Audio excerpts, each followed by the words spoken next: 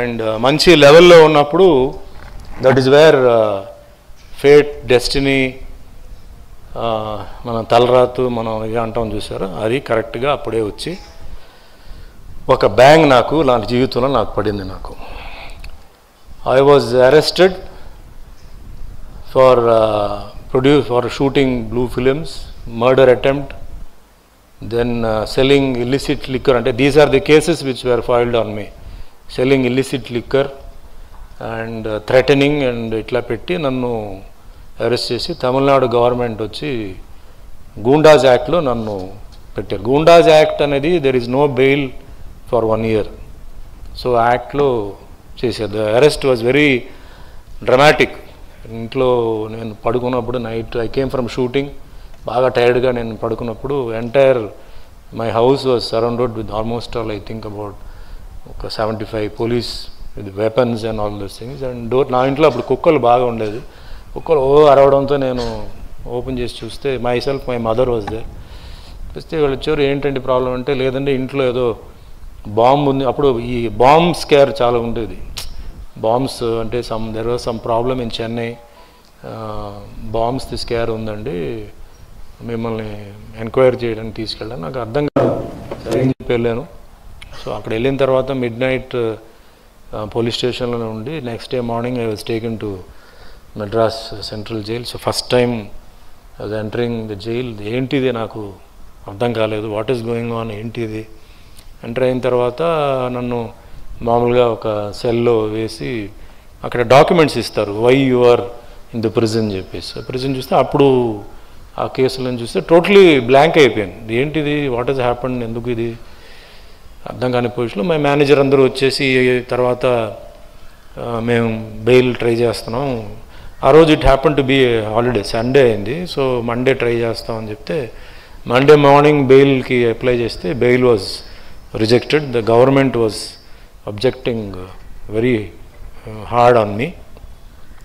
So bail లేదని చెప్పారు. Within 2-3 daysలో the Goondas Act was okayed by retired judges, 3 retired judges.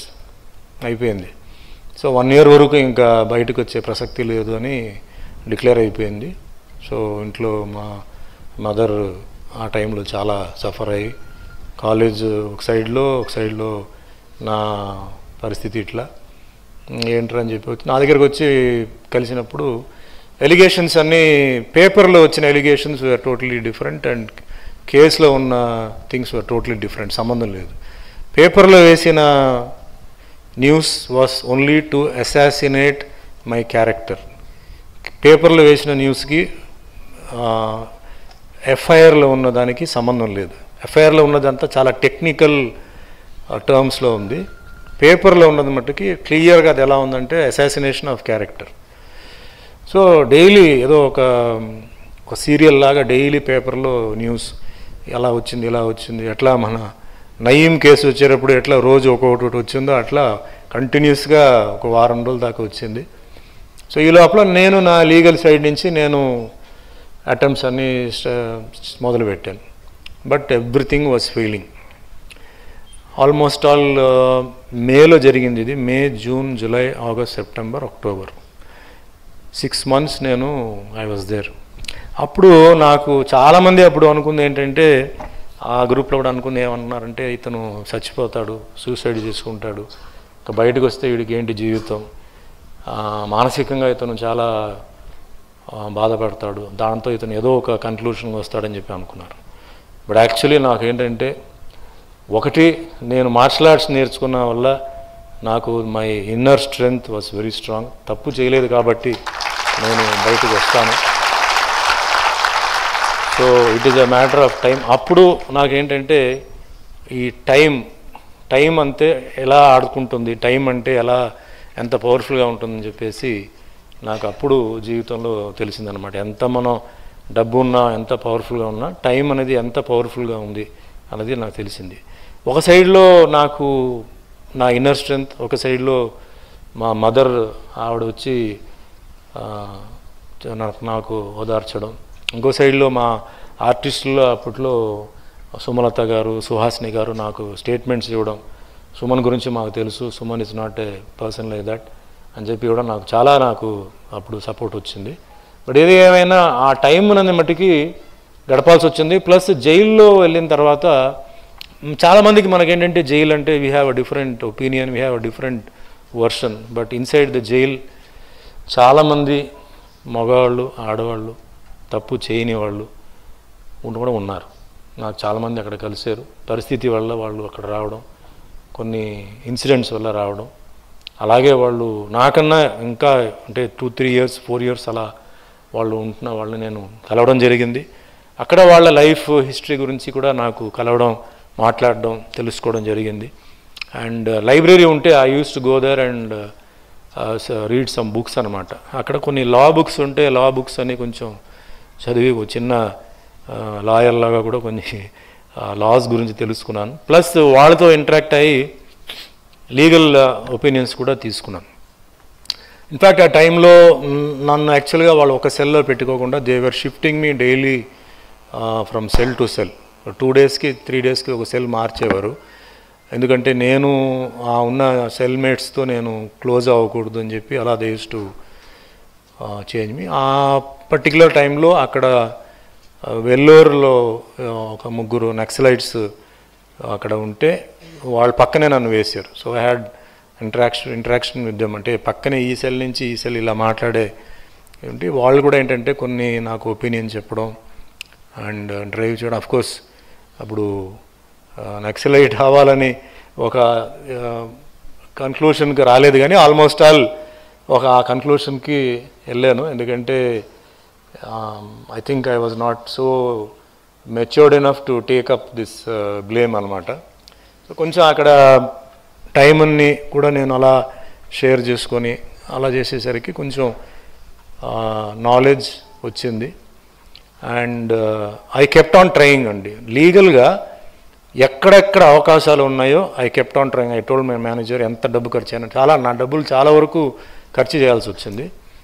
So we tried and finally అప్పట్లో అక్కడ very popular lawyer, తర్వాత he became the advocate general ఢిల్లీలో, attorney general G Ramaswamy అని చెప్పి, he himself came to the jail and he told me only one thing, నువ్వు తప్పు చేసినా నేను నిన్ను బయట వస్తాను, తప్పు చేయకపోయినా నేను తీసుకొస్తాను, కానీ తప్పు చేసుంటే నాకు చెప్పు, ఎందుకంటే నేను ఆర్గ్యూ చేసేటప్పుడు నాకు ఎక్కడైనా ఒక క్లూ దొరికి నువ్వు తప్పు చేసి ఉంటే నేను I will see that you will never come out. అంటే 200% నేను తప్పు చేయలేదండి, ఉంటే నేను మీకు ముందే చెప్తాను, ప్లస్ నాకు అవసరం లేదు, తప్పు చేసి ఉంటే నేను శిక్ష అనుభవిస్తాను, బట్ నేను చేయలేదు కాబట్టి నేను గట్టిగా చెప్తాను చెప్తే తను వాదించి for the first time south ఇండియాలో గూండాస్ యాక్ట్ నుంచి బెయిల్లో వచ్చిన ఫస్ట్ వ్యక్తి నేనన్నమాట. ఇప్పుడు కూడా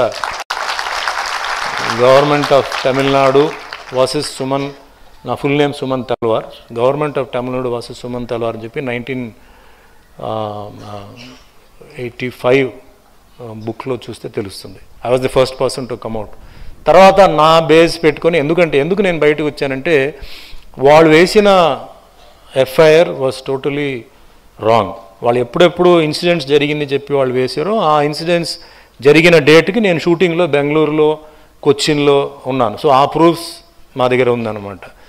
తర్వాత మిగతా అన్ని బోగస్ అని తెలిసిపోయింది. It was proved that it was only allegation తప్ప it was not genuine.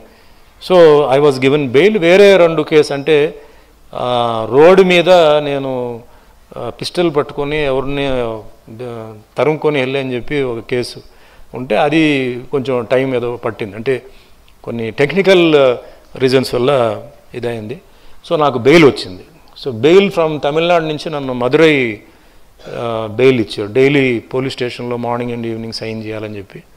So అక్కడే వెళ్ళి నేను 1 year ఉండి దాని తర్వాత మళ్ళీ బెయిల్ కండిషన్స్ని కొంచెం సాఫ్ట్ చేయడానికి అప్లై చేస్తే చెన్నై నుంచి అవుట్స్కర్ట్స్లో చెంగల్పేటను ఒక ఊరిలో వేశారు.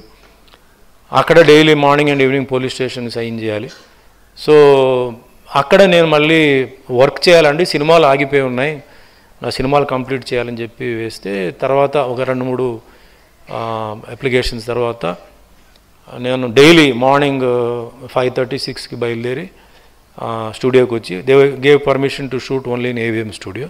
సో అక్కడ షూటింగ్ చేసుకొని మళ్ళీ నైట్ రిటర్న్ వచ్చి అలా ఒక 1 ఇయర్కి నా పిక్చర్స్ అన్నీ కంప్లీట్ చేసే సమయంలో ఆ కండిషన్స్తోనే చాలామంది ప్రొడ్యూసర్స్ మేము ఆ కండిషన్స్తోనే సినిమా తీస్తామని చెప్పేసి నాకు ఎక్కడైతే నాకు పర్మిషన్స్ ఇచ్చారో అక్కడ బందీపోటు, ఉగ్రనేతుడు, పల్నాటి రుద్ర అని చెప్పేసి 3 సినిమాలు కాట్రగడ ప్రసాద్ ప్రొడ్యూసర్ ఆయన షూట్ చేయడం జరిగింది. 3 సినిమాలు అప్పట్లో 100 days ఆడింది. అది నాకు చాలా పెద్ద ఒక విషయం అనమాట. సో దాని తర్వాత 88లో దిస్ హ్యాపెండ్ ఇన్ 86, 87, 88లో 89లో నాకు 88లో టోటల్గా సడన్గా ఒకరోజు నేను ఇంట్లో ఉంటే, అంటే బెయిల్ అంటే నేను బయట పర్టికులర్ ఇంట్లో ఉంటే సడన్గా కోర్టు నుంచి ఒక ఆయన వచ్చేసి, సార్ మీరు ఏదో పలానా డేట్కి మీరు రావాలి, మీ హియరింగ్ ఉందండి అని చెప్తే వెళ్ళాను. వెళ్తే అక్కడ విట్నెస్ బాక్స్లో ఎవరో 3 వచ్చారు, లేడీస్ వచ్చారు. జడ్జి అడిగారు, ఈయనైనా మిమ్మల్ని ఇబ్బంది పెడుతుంటే, ఈయన లేదండి, ఈయన యాక్టర్ సుమన్ అండి, ఆయన ఎవరో ఈయనలా చూడ్డానికి ఈయనలానే ఉన్నారు కానీ ఈయన సుమన్ మాకు తెలుసు, ఆయన సుమన్ లాగా ఉన్నారని చెప్పి ఏదో కథలు చెప్పి ఎంటైర్ కేసు వాజ్ స్క్వాష్డ్. అండ్ వేరే ఈ గన్ను పట్టుకొని తిరిగే కేసు, తర్వాత ఇల్లిసిట్ లిక్కర్ అమ్మిన విషయం, ఇవన్నీ ఏంటంటే టోటల్గా స్క్వాష్ అయిపోయి I was set free in 1988. And 89 నుంచి మళ్ళీ నేను ఫీల్డ్కి వచ్చి 89 again I started my career. నా ప్రొడ్యూసర్స్ అందరూ నాకు సపోర్ట్ చేయడం, మళ్ళీ సినిమాలు, ముఖ్యంగా నాకు అప్పుడు సపోర్ట్ చేసింది మా తెలుగు ప్రజలు. నా సినిమాలు చూసి నాకు సినిమా హిట్ చేసి నా మీద ఉన్న నమ్మకంతో వాళ్ళు నన్ను హీరోగా గెలిపించారు. సో వాళ్ళందరికీ నేను ఎప్పుడూ రుణపడి ఉంటాను.